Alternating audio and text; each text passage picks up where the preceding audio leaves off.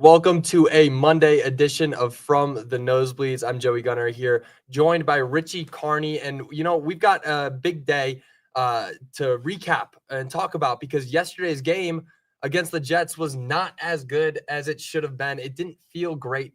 I'm at a loss for words here. It didn't feel great if you were a fan of offensive football or a member of the Broncos offense. If you're a member of the Broncos defense, you're feeling that may have felt like the best game you've ever played as a pro. That may have felt as like one of the better games you've seen if you're at least watching it, because, looking at it, it was one of the better games that the Broncos have had defensively. And we knew that it was going to be like this. I mean, we're seeing the second best defense in terms of yards allowed going up against the second worst defense in terms of yards allowed. And that didn't turn out to be as good for the Broncos offense. But defensively for the Broncos, they were putting on a show. I mean, we were seeing sacks every single time the Jets had the ball, and it stopped them from getting first downs. It stopped them from getting into scoring position multiple times. You look at the first two scores that the Jets had, they were not because of how great the offense was playing for the Jets, and they weren't because the Broncos defense was playing bad. It was just because of special teams errors and an error on the offense that caused a fumble to be in field goal position. Yeah, you couldn't have been put into more disadvantageous positions than this Broncos defense had in moments against the Jets, but at several moments throughout this season. I mean, the special teams unit gives up multiple 50-plus yard kick returns. They're starting in plus territory. They're having to get pushed back just to create a difficult field goal, not even a chip shot. But this is the reason why, Joey, you saw contract extensions of significant dollar value handed out to Nick Bonitto, handed out to Zach Allen, handed out before the season to DJ Jones. Obviously, Patrick Surtain got his extension because this defense with those players at its core is capable of doing this on a weekly basis. And I think that here locally in the media and in the fan base, there were the temptation to draw comparisons to like the 2015 defense, right? Which won the Super Bowl, Von Miller, Super Bowl MVP. One of, in my mind, really can't get lower than top three defense of all time, in my opinion. Yeah. I pretty much put it over the Legion of Boom there as the number one, if you want to call it 1A, 1B. But this defense doesn't have quite the same makeup as that, although I'll tell you what, Nick Bonitto and Jonathan Cooper emerging as a pass rushing duo. Dangerous. Again, you don't want to be hyperbolic and say like, oh, that's Vaughn and DeMarcus Ware, two Hall of Fame all-time great pass rushers. Yeah. But the way that they are working in concert together, and it kind of felt like Nick Bonitto was getting all the shine and Jonathan Cooper was kind of like fighting for some sunlight there and some attention. Yeah. Well, he got his game today, or on Sunday, I should say. Yeah, no, 2 sacks, 1 tackle for loss, 5 total tackles, an incredible game overall. And that's just from Jonathan Cooper. And then you look at what Nick Bonitto did. He also had 6 tackles and 1 sack. And then you're not even mentioning the other sacks and tackles Justin for losses. Strnad. Justin Strnad, 1.5, 1 TFL, 6 tackles. Guys all over the field were making plays, and it ended up leading to 9 total sacks for the Broncos. And this is something that Trent and I were teasing, last week on Friday when we're talking about what are the Broncos going to have to do to win this game. And it's, create a dent in the pocket, force Justin Fields to run out the back door. And they were doing that. They were making Justin Fields rely on his legs, and that was not working for him. And it ended up terribly for the Jets because for the first time in 27 years, a team was allowed negative 10 passing yards.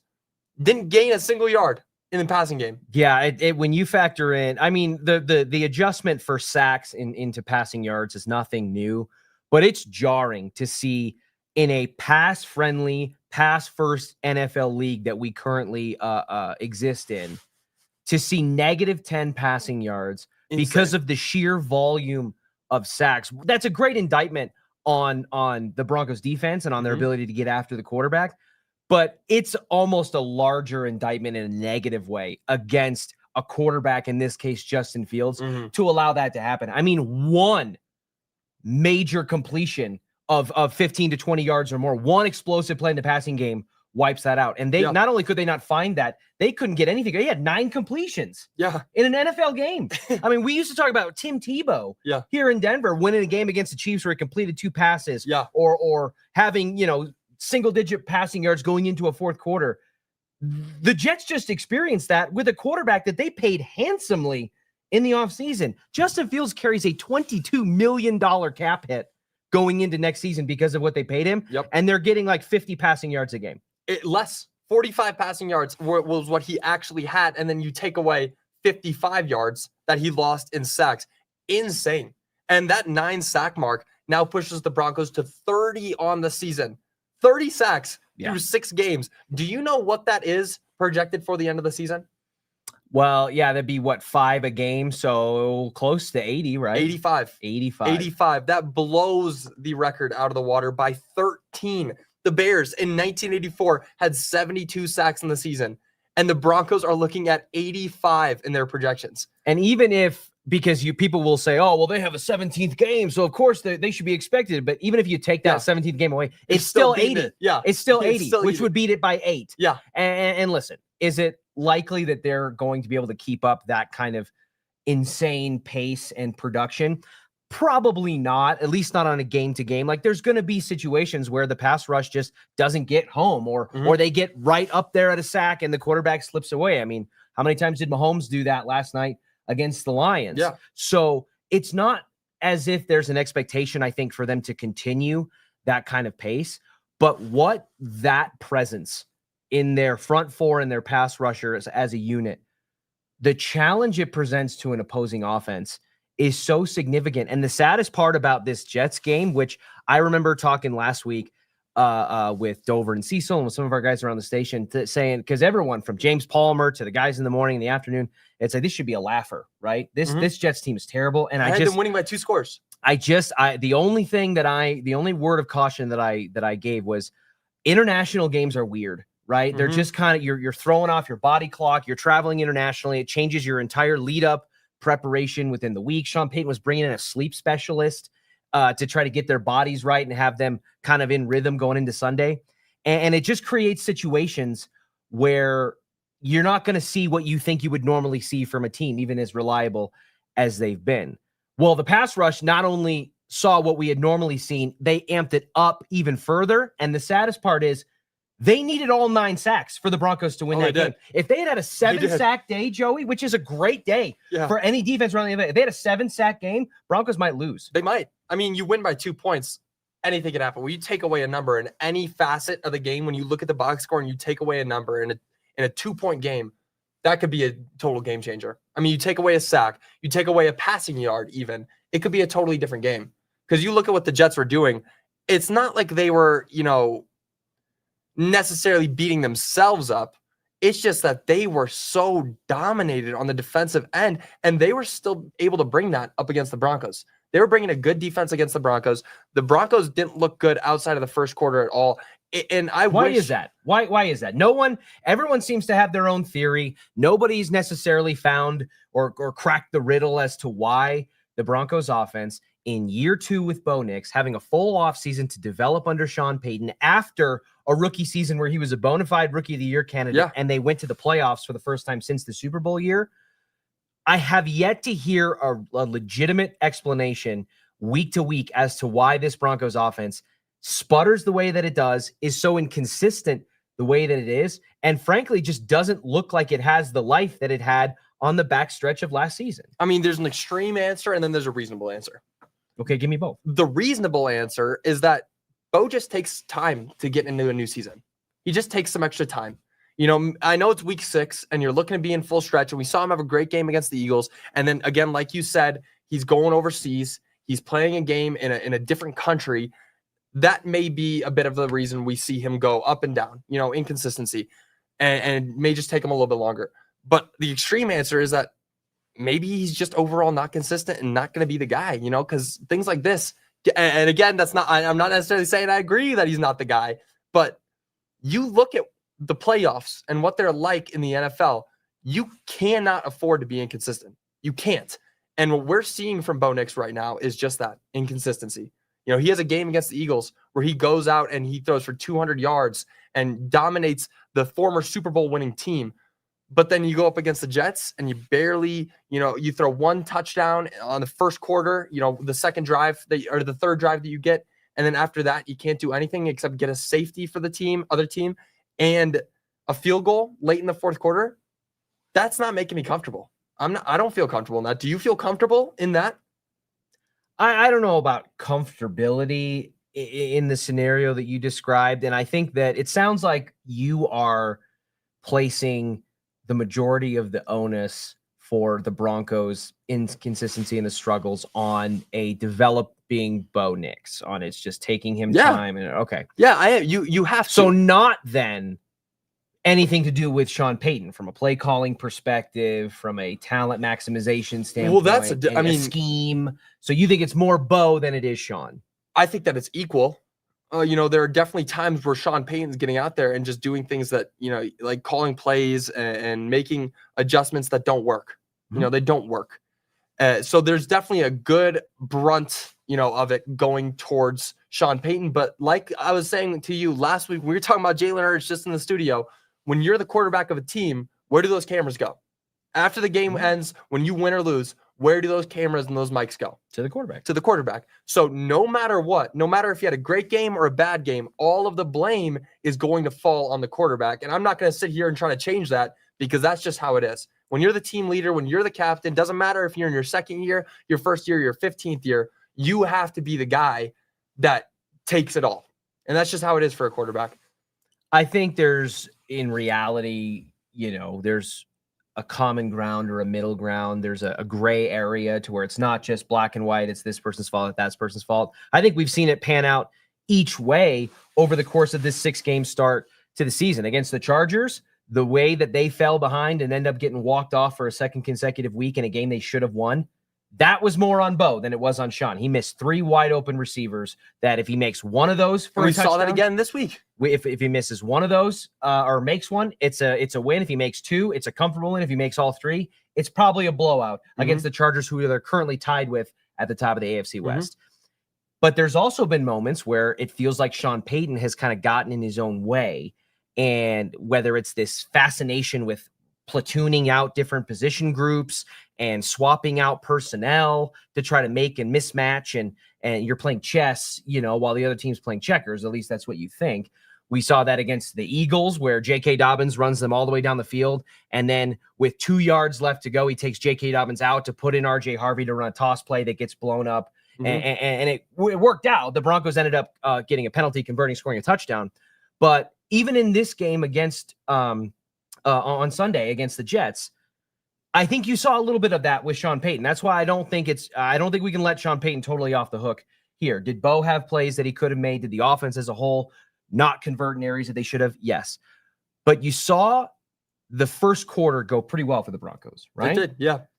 I think offensively, it's because they operated in what they, in my opinion, do best, and that's operate with pace, tempo, and simplicity. There isn't this platooning of personnel groupings where you're trying to bring out different wide receiver sets, shuffle in different tight end alignments, bring the backs in and out because you're just constantly trying to keep the defense guessing, and it's impossible to stay one step ahead of them.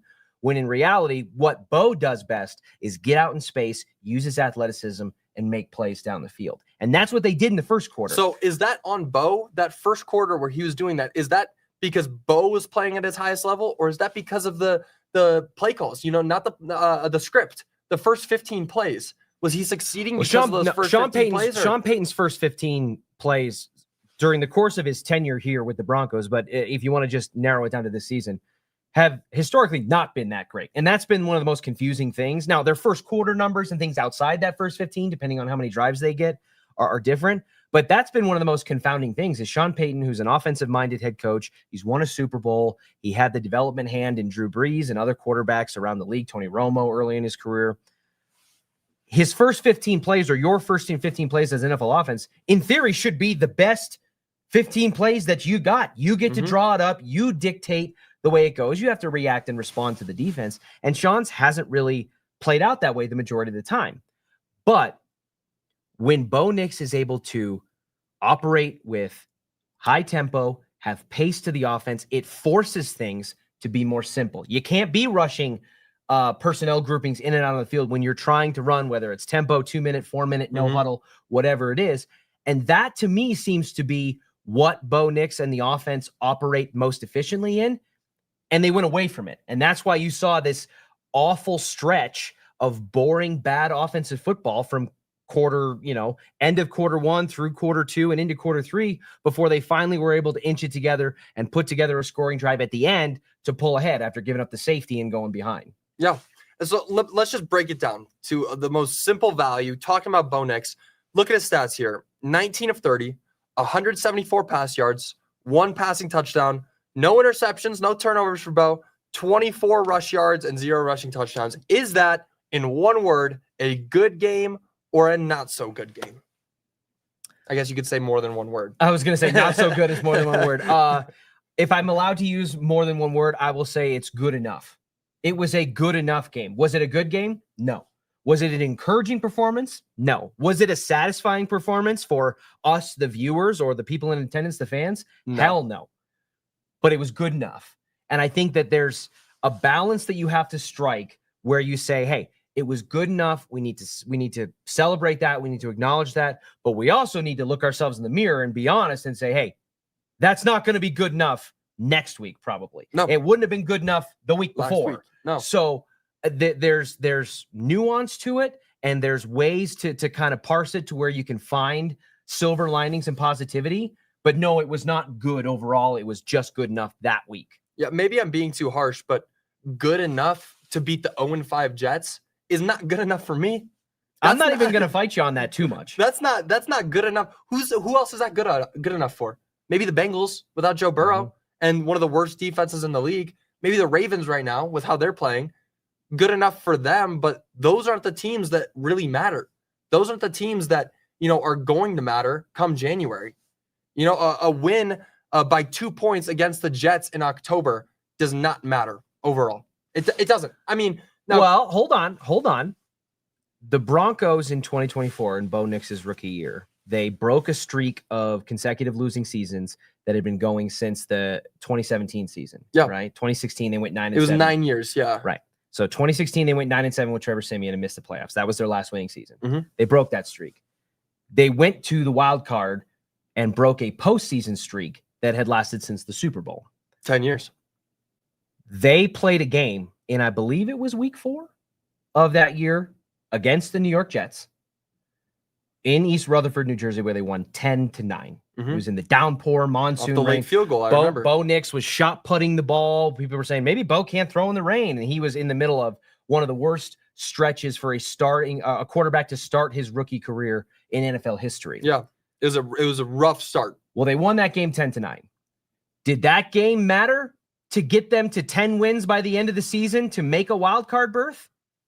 Yes, it did. Yes, it did. So it wasn't good enough. I agree. It was good enough to beat them that week. It's not good enough overall to say, hey, we can do this week to week and still get to where we want to be, or we can afford slip ups like this. Mm-hmm. It's hard to win in the NFL. But that win, which keeps them tied at top of the AFC West with the Chargers, who they should have beat, and it will count the same 3, 4, 7, 8 weeks from now as it does right now. A W is a W. To dumb it down and to go against my argument that it doesn't matter that much, it goes in the left column. In the end of all time, when you're looking at this season, you'll see the Eagles and the Jets both on the left side of the column. So a win is a win, but it's got to be better. It's got to be better. It's got to be better. And last season, you're looking at a rookie Bo Nix up against a frisky and fun Jets team. They were a different team last season. Mm-hmm. The Broncos defense was not nearly as good as they are now last season, at least statistically.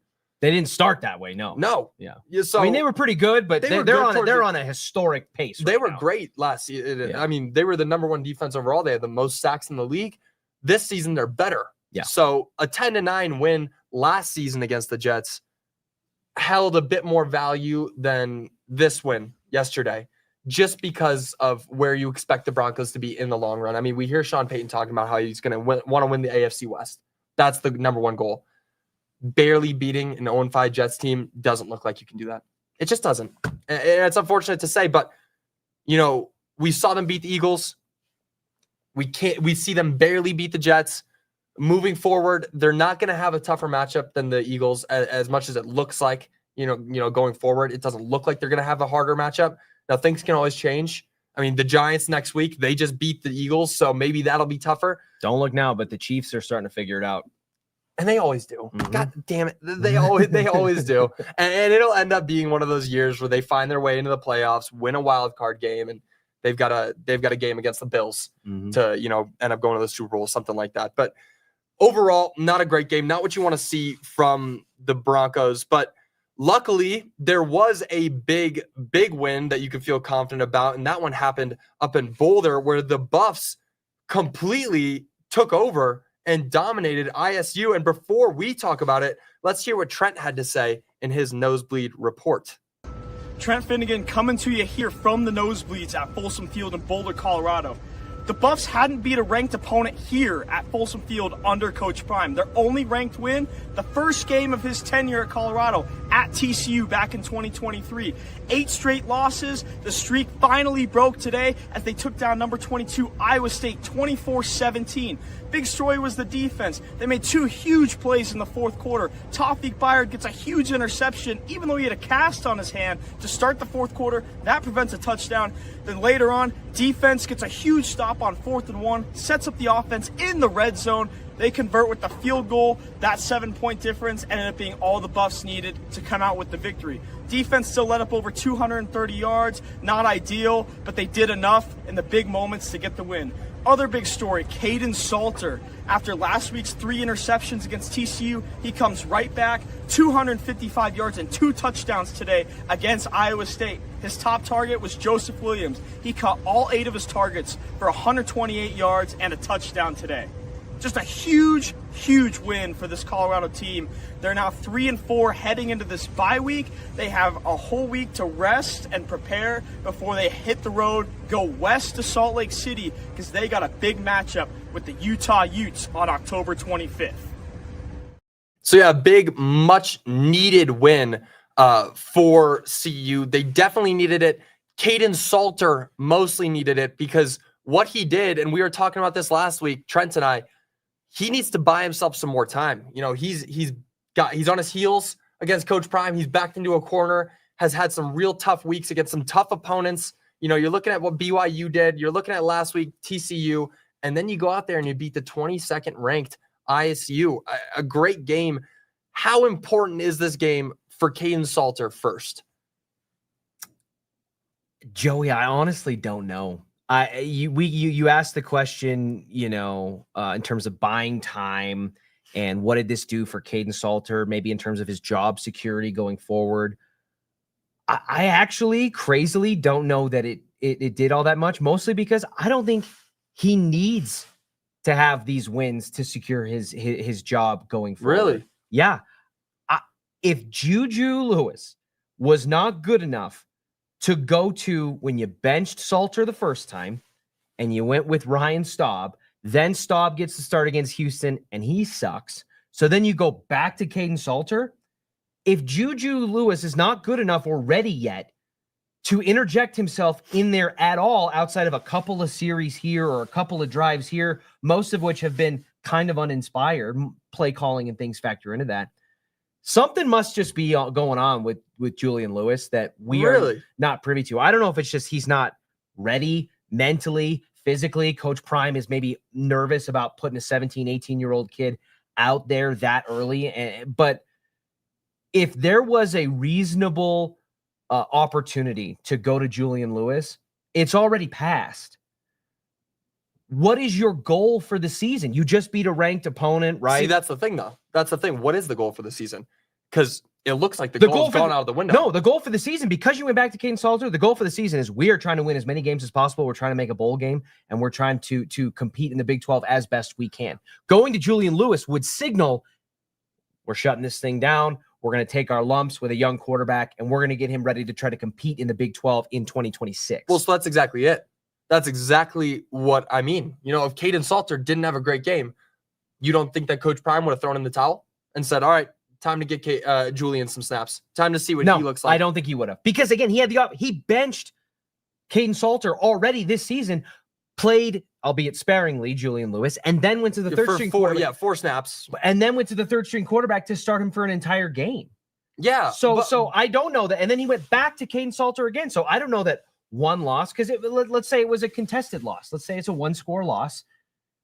All of a sudden you think it's like, well, I guess we're done. You know what I mean? There have been opportunities to do that. In the Big 12, yeah, if you go 0-4 in the Big 12, one-score loss or not, I mean, we've seen them happen so far this season. 1-score loss or not, you're 0-4 in the Big 12, you're 2-4 overall. Yeah, listen, it's done. It's entirely possible. Or 2-5, I believe. It's entirely possible that could have been the case. But I also just maintain the opportunities to turn things over to Julian Lewis have not been there, or have been there, and he has chosen not to go in that direction. For whatever reason they want to keep internally, whether it's they still want to fight to try to make a bowl and do that, or they think they can be more competitive in the Big 12 than maybe those outside of Folsom Field do. But by going back to Caden Salter, and then what? It would have been 2 games later if they had lost against Iowa State, benching him again. It would further drive the narrative that Coach Prime and this coaching staff don't have a vision. They definitely don't have an identity, because he said he doesn't know what that means and he doesn't feel like he needs one and all that. So they definitely don't have an identity. And it would further drive that narrative that I know Coach Prime and that staff wouldn't want, because they listen to everything that gets said. They read the press clippings. They've got the rabbit ears up. And I understand why, because they've invited all the eyeballs.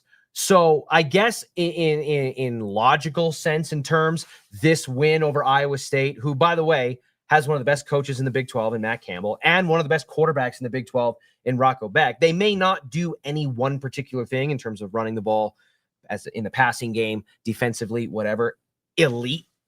They may not do any one particular thing insanely well, but they do a lot of things decent. And so I don't want to underscore or understate the value of this win and the way that it could impact the trajectory of their season going forward, because they're now just 3 games away from bowl eligibility. But I'm kind of the mind that Caden Salter is just going to be the quarterback through the end of this year. He has no staying power or value. He's done after this season in terms of eligibility. Yeah, but you don't think that's because of what he did on Saturday? You don't think that your mindset is now that he will be the quarterback subconsciously? I think that was decided before this game. I think that was decided when they decided to bench Ryan Staub again and go back to Caden Salter. You're making that move in finality. They had talked about the offensive players and the skill position coaches had said, we need to have clarity and stability at the quarterback position, and we need to develop an identity. So if Coach Prime were to continue this revolving door and keep the merry-go-round going in circles at the quarterback position, he would be doing so at a detriment to what his players and coaches have been asking for. I think Caden Salter was going to be the starting quarterback here. Now, if things just completely go off the rails, or if there's injury or things like that, things change. But I've fully went into, when he went back to Caden Salter for this stretch of games after the Houston game, my expectation was that was just going to be the case for the remainder of the season.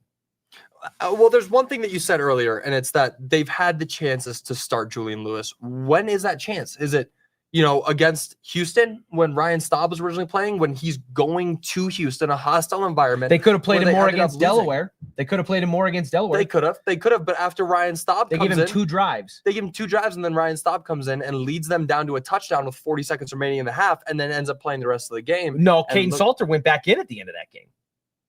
Caden Salter went back in at the end of the game? Yes. Or the end of the half? No, at the end of the game. They put Caden Salter back in after Ryan Staub in the second half. At the end of the second half, yeah. But right. at the end of the first half, yes, Ryan Staub led them down to that great touchdown. He ended up having another pass, which is why he got the start in the third quarter. He looked like the best quarterback of that game. He did. And listen, in the limited sample size that Julian Lewis has put out there, it hasn't looked that great. There have been some weird formations, weird play calls. But that's what I'm saying. If you say you don't count it, then why would he start him? Why would he start him? Even if they lost to Iowa State? Yeah. To get the freshman out there. But they already did that, and it didn't look good, and they went a different direction. So why go back? But okay. Having a freshman start for an entire game against a team like Utah next week, or after the bye week in 2 weeks, is entirely different than having him play and pass the ball 4 times where he's completing 2 for 4 for 7 yards. That's it's a totally different game. I mean, you're comparing apples to oranges. You're comparing weird snaps and formations. But that's the design that they chose. So if they really had serious, strong intentions of starting Julian Lewis, maybe they wouldn't have done it that way. Maybe they wouldn't have thrown him in there in these weird situational moments, and he ends up with 2 completions on 4 attempts, and it's for less than 10 yards. I mean, it was weird. Yeah. I'm not here to say that it wasn't his one weird, swing pass, his first pass got blown up behind the line of scrimmage. Yeah. The blocking wasn't right. Anyways, I guess if you wanted to try to paint me a picture to say, hey, if the Buffs go to 1-9, they lose 1-9 against Power 4 opponents under Coach Prime. They lose to Iowa State. They've got a bye week upcoming before Utah. Again, conventional wisdom would say that's when you plug in a quarterback. So in theory, that could have happened. Obviously, it didn't. And I think going forward, there's going to be, as the season continues to progress, less and less reason to switch away from it. You know, I mean, if you're saying we're going to win a bowl game and you need 3 wins, even if you were to lose a game next week or next opponent against Utah and then lose after that, you still mathematically are in it to win a bowl game. So why would you move to a rookie at that point? Well, I get what you're saying, but let me go through this real quick. Next week at 23 ranked Utah, or 2 weeks, do you see a win there? Overall, hold on, I'll ask you at that. No. Okay, so no. Then after that, versus Arizona at home, do you see a win there? That's a good team. It's a team that's better than people thought. I mean, again, you're going to read off a lot of these. I don't see a ton of wins left on the Buffs schedule. No, exactly. At West Virginia, I don't see a win. They could beat Arizona. Versus Arizona State, they could beat Arizona State. That's going to be a really tough game. Well, it depends, if they've got a healthy starting quarterback. They didn't have their starting quarterback last week. And then at Kansas State, in Manhattan. That's an L. That's an L. Yeah. I'm having a hard time finding 3 more wins. I mean, you're looking at Iowa State. That's a great game, and that's going to be the legacy game for Coach Prime. That's going to be his game where he's like, okay, we beat a real ranked team, not TCU, who ended up winning 5-7. Yeah, 5-7. That doesn't even, do we even count that, honestly? It's the first game of the season. Sure, you ended up beating a terrible TCU team. Oh, yeah, that's where it gets tricky because they were ranked when you played them, week 1, and they obviously finished 5-7. They weren't, and that wasn't the team that was the national runner-up from the year before. No, not at all. But this Iowa State team has been ranked for a while now. I mean, they look good. They started hot, and they faded a little bit, but they started, came back. Now, obviously, they're not ranked again after losing to Colorado, but I'm not seeing 3 more wins. So, yeah, if they lost. So your answer to your own question is this win shouldn't buy Caden Salter any time to remain as the starter. They should just make the switch right now going into the bye. What I think is different than what will. No, I'm asking you what you think they should do.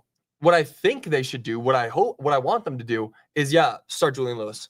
I want to see Julian Lewis out there against some tough opponents. I want to see what he looks like coming in. You got a bye week, and then you're playing at Utah. That's a tough game. You win that game, everything could be different. You're looking at 2 that would be a big win back to back. That would be huge. So what they will do is keep Caden Salter because, he bought some more time with a great performance. But what Caden Salter does more than anything, though, is that he gives you, even though I don't think it's that great of an option, he is your best option when it comes to trying to maximize the talent that you have at the skill positions on offense. You've got Dallin Hayden and Micah Welch. You've got Omarion Miller and Sincere Brown and a talented wide receiver room.